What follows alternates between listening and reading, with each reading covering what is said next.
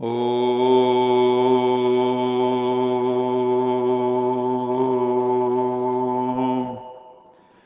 शांति।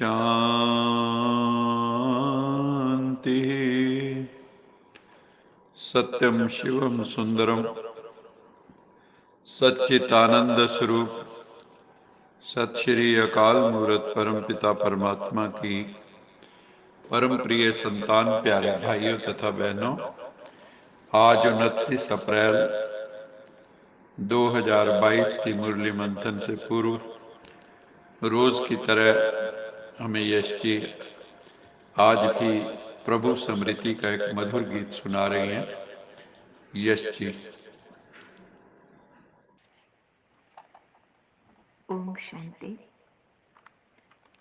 सत्यं शिवं सुंदरं संसारसारम् अभयं करं दुःखहरं करुणावतारं ज्योतिर्मयं स्वयंभू प्रकृतिसुधारम् शिवस्मरामि जगतस्वामी निर्विकारम्। इस जग से अलग होकर रूह उस रब से रूह हरिहान करो। जो ध्यान तुम्हारा रखता है, तुम भी उसका कुछ ध्यान करो। होकर विदेही चुपचाप बहोश शिव की नेह की धारा में आत्म पंछी को उड़ने दो। जो बंद है तन के कारा में, शिव परमात्मा की दरस परस का सरस सरस रस पान करो। जो ध्यान तुम्हारा रखता है, तुम भी उसका कुछ ध्यान करो। कर्मों के बंधन बंध जाते हैं, जो जाने अनजाने में है राजयोग की अग्नि सक्षम, उसको भस्म कराने में अवढर दानी से वर पाकर निज का पर का कल्याण करो। जो ध्यान तुम्हारा रखता है, तुम भी उसका कुछ ध्यान करो। सत्यं शिवं सुंदरं संसारसारम् अभयं करं दुःखहरं करुणावतारं ज्योतिर्मयं स्वयंभू प्रकृतिसुधारं शिवस्मरामि जगतस्वामी निर्विकारम्। आज भी प्रभु स्मृति का एक मधुर गीत सुना रही हैं। यश जी। आज की मुरली का सार है, परम पिता परमात्मा इस धरती पर जब अवतरित होते हैं उस समय मनुष्य आत्माओं से वो एक अपेक्षा करते हैं, मदद की अपेक्षा करते हैं। वो कौन सी मदद हम आत्माओं से मांगते हैं? बाबा कहते, मीठे बच्चे, मुझे आपसे पवित्रता की मदद चाहिए। इस अंतिम जन्म में भीष्म प्रतिज्ञा करनी है कि मन वचन कर्म से इंद्रियों से पवित्र जरूर बनेंगे, चाहे कुछ भी सहन करना पड़े, लेकिन पवित्र जरूर बनना है, निर्विकारी जरूर बनना है, क्योंकि परमपिता परमात्मा आया ही है पतित से पावन बनाने के लिए, अपवित्र आत्माओं को पवित्र बनाने के लिए, भ्रष्टाचारी आत्माओं को श्रेष्ठाचारी बनाने के लिए।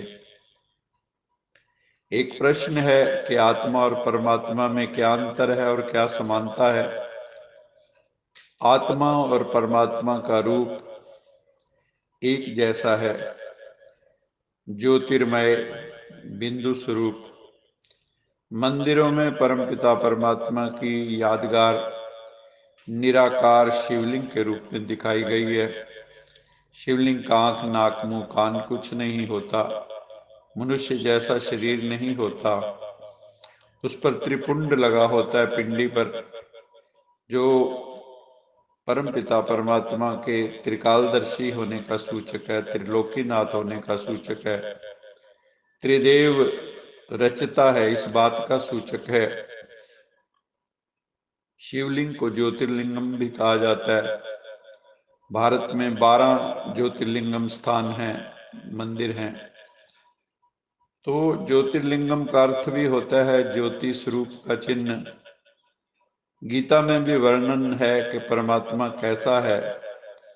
वो है आदित्य वर्णम तमसः प्रस्तात्, अर्थात परमात्मा सूर्य वर्ण जैसा है, अंधकार से परे है, तमस से परे है। आत्मा और परमात्मा में यही भेद है कि परमपिता परमात्मा कर्मों के लेप क्षेप से परे है। वो सदा सर्वदा कर्मातीत है, क्योंकि वो जन्म मरण के चक्र में नहीं आता। उसका तो जन्म दिव्य है, अलौकिक है, अवतरण कहते हैं उसे।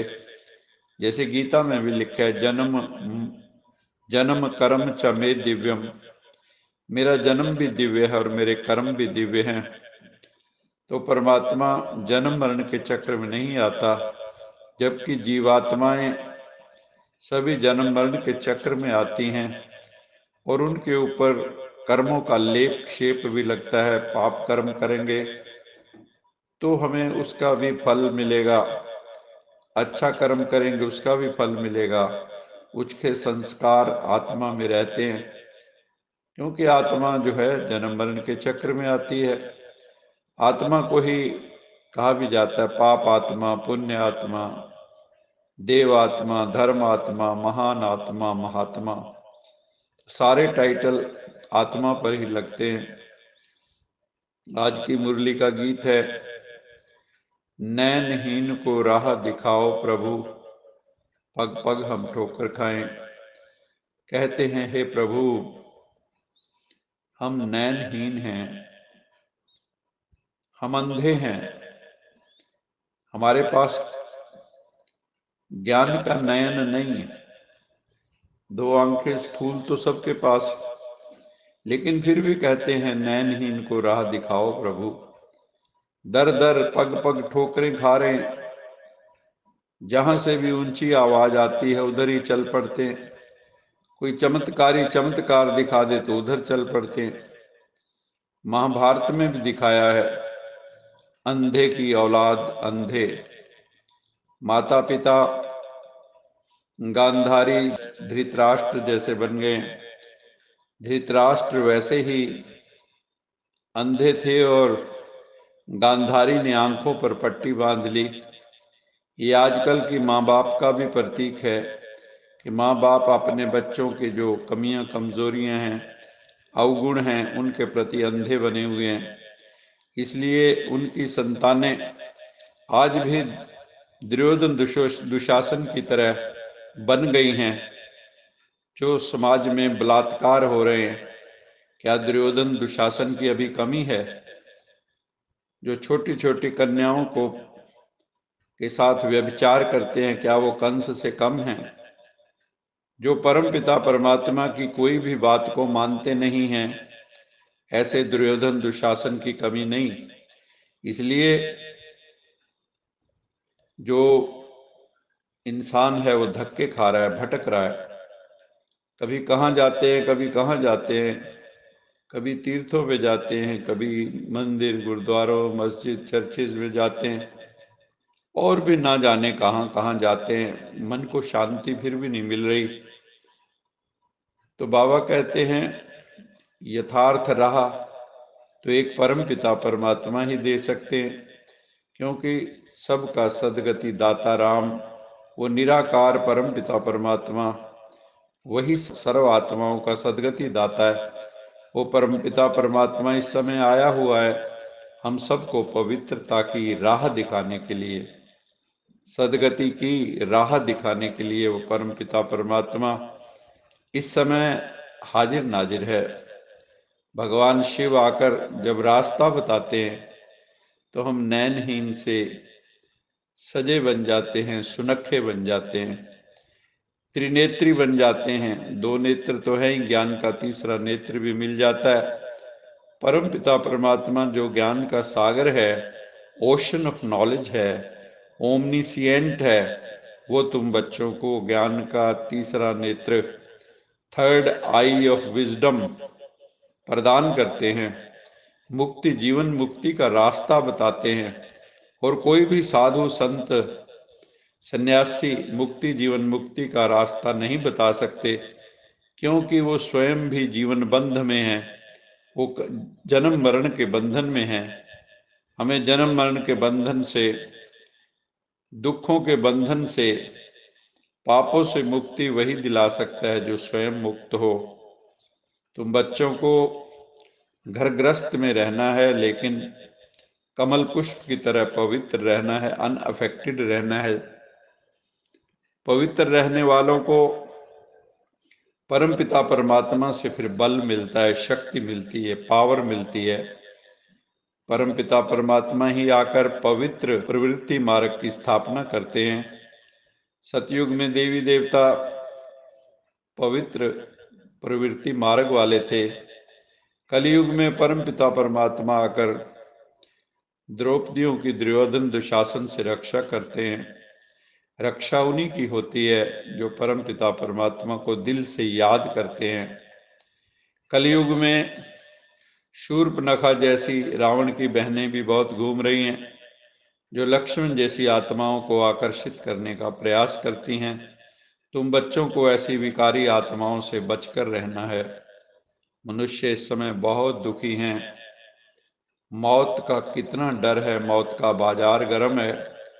रोज ही सुनते हैं जवान मृत्यु हो रही है, बहुत अनर्थ हो रहे हैं। अब बाबा कहते हैं बच्चे, मौत तो सामने खड़ा है। एटम बम, हाइड्रोजन बम भी चलने तो जरूर हैं, और अभी चल भी रहे हैं। यूक्रेन रशिया का युद्ध हो रहा है, और भी विश्व उसमें शामिल हो रहा है। तो धीरे धीरे हम विनाश के कगार पर खड़े हैं, और हो सकता है थर्ड वर्ल्ड वॉर हो जाए। तो बाबा कहते हैं कि दुनिया में पहले तो खून की नदियां बहने का भी खतरा है, क्योंकि आपस में जो हैं अलग अलग धर्मों के लोग, अलग अलग विचारधाराओं के लोग भी आपस में लड़ने को तैयार रहते हैं। तो उसके बाद घी दूध की नदियां भी बहेंगी। अब बाप तुमको विषय सागर से निकाल के क्षीर सागर में, जहाँ विष्णु जी को दिखाते हैं, ले जा रहे हैं, जो सिंबॉलिक है, जो इस बात का सूचक है कि आगे आने वाला जो युग होगा, विष्णु जी का युग, वो सुख शांति संपन्न होगा। अभी तुम बेहद के बाबा से बेहद का वर्षा पाते हो। तुम जानते हो इस समय दुनिया बहुत तेजी से बदल रही है। टेक्नोलॉजी का बड़ा विकास हो रहा है और मोरल वैल्यूज और कैरेक्टर का ह्रास हो रहा है। बहुत तेजी से दुनिया बदल रही है। पिछले 100 साल में कितना परिवर्तन हो गया, बहुत अधिक परिवर्तन हो गया है। बाबा ने कहा आगे चल के बड़े बड़े गुरु गोसाई पीर पैगंबर सन्यासी लोग भी ये मानेंगे कि परम पिता परमात्मा आकर मानवता को शिक्षा दे रहे हैं। इसके लिए बाबा कहते हैं बच्चे, तुम्हें देह को भी भूलना है और देहधारियों को भी भूलना है। बस एक की स्मृति बुद्धि में रहे, मेरा तो एक दूसरा न कोई। मेरा तो एक शिव बाबा, दूसरों न कोई। लेकिन इसमें मेहनत बहुत लगती है। ये आसान काम नहीं है। देह को भूलना और देहधारियों को भूलना आसान नहीं। अभी नाटक पूरा होता है, कलयुग के अंत से हम गुजर रहे हैं। जो भी एक्टर्स हैं, विनाश के बाद धीरे धीरे सब चले जाएंगे, थोड़े से बचेंगे। राम गयो रावण गयो, जाको बहु परिवार, कहो नानक थिर कुछ नहीं, सुपने जो संसार। यहाँ ना राम रहा ना रावण रहा, सब गए, कौन बचेगा। दोनों तरफ के थोड़े थोड़े बचेंगे, बाकी सब वापस चले जाएंगे। फिर मकान आदि बनाने वाले जो आर्किटेक्ट वगैरह हैं, सफाई करने वाले, बाबा ने कहा थोड़े बचते हैं। समय तो चाहिए ना, हम सब भी चले जाएंगे ये शरीर छोड़कर। फिर तुमको राजाई में जन्म मिलेगा। जिन्होंने तपस्या की है, तपो राज, तप करने से राजाई की प्राप्ति होती है। बाबा ने कहा है जहां जीत वहां जन्म। भारत में ही जीत होगी तो यहीं पे देवी देवताओं के जन्म होंगे, श्री कृष्ण राधा जैसी आत्माओं के जन्म होंगे। श्री बाबा कहते हैं मैं अभोक्ता हूँ, मैं कुछ भी भोगता नहीं हूँ। मैं असोचता हूँ, मैं सोचता भी नहीं हूँ, क्योंकि सोचने की दरकार ही नहीं है। सोचती तो जीवात्माएं हैं। सोचा सोच न होवी, जे सोचे लखवार। आज का वरदान है अपने देवताई संस्कारों को इमर्ज कर दिव्यता का अनुभव करने वाले, व्यर्थ से इनोसेंट, अविद्या स्वरूप भव। अपने देवताई संस्कारों को इमर्ज कर, जो हमारे भीतर डिविनिटी छुपी है, उसको प्रकट करके दिव्यता का अनुभव करने वाले, व्यर्थ से इनोसेंट। व्यर्थ से हमें अविद्या हो जाए, व्यर्थ की अविद्या स्वरूप हो जाए व्यर्थ के, हमें बोध ही ना हो कि व्यर्थ होता क्या है, क्योंकि हमारा कुछ भी व्यर्थ ना जाए। इसकी व्याख्या सुनते हैं। जब आप बच्चे अपने सतयुगी राज्य में थे तो व्यर्थ व माया से इनोसेंट थे। वहां 5 विकारों का भी बोध नहीं था, वेस्टेज का भी बोध नहीं था। न थॉट्स में वेस्टेज थी, न वाणी में, न कर्म में। इसलिए देवताओं को सेंट कहा जाता है, महान आत्मा कहा जाता है। तो अपने वही संस्कार इमर्ज करने हैं, व्यर्थ की अविद्या स्वरूप बनना है। समय, श्वास, बोल, कर्म, समय, श्वास, बोल, कर्म, सब में व्यर्थ की अविद्या अर्थात इनोसेंट बनना है। जब व्यर्थ की अविद्या होगी तब दिव्यता स्वतः और सहज अनुभव होगी। इसलिए ये नहीं सोचो कि पुरुषार्थ तो कर रहे हैं, लेकिन पुरुष बन इस रथ द्वारा कार्य कराओ। पुरुष मैंने आत्मा बनकर ये शरीर रूपी रथ द्वारा कार्य कराओ। एक बार की गलती दोबारा रिपीट नहीं होनी चाहिए। सच्चा सच्चा पुरुषार्थी उसे ही कहते हैं। आज का स्लोगन है, रूहानी गुलाब वो है जो कांटों के बीच में रहते भी न्यारे और प्यारे रहते हैं। तो हम सबको क्या बनना है? रूहानी गुलाब। वो कांटों के बीच में रहता है लेकिन ये अपनी खुशबू फैलानी नहीं छोड़ता है और बिल्कुल न्यारा और प्यारा रहता है कांटों के बीच में रहते भी। ये संसार भी कांटों की दुनिया है लेकिन हमें इस संसार में रहते भी गुलाब के फूल की तरह रहना है, अपनी खुशबू गुणों की फैलाते रहना है, ज्ञान की खुशबू फैलाते रहना है, शक्तियों की खुशबू फैलाते रहना है। अच्छा मीठे मीठे सिकिलदे बच्चों प्रति माता पिता बाप दादा का याद प्यार गुड मॉर्निंग। रूहानी बाप की रूहानी बच्चों को नमस्ते। हम रूहानी बच्चों की रूहानी माता पिता बाप दादा को याद प्यार गुड मॉर्निंग और नमस्ते। सदा रहो हंसते कहीं नहीं फंसते बन जाओ फरिश्ते बांध लो अपने बसते चलो प्रभु के रस्ते। वाहिगुरु जी का खालसा वाहिगुरु जी की फतेह। बोल साचे दरबार की जय। लोका समस्ता सुखिनो भवन्तु। लोका समस्ता सुखिनो भवन्तु। लोका समस्ता सुखिनो भवन्तु। ओम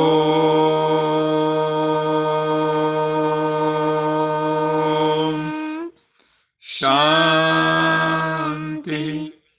शांति शांति।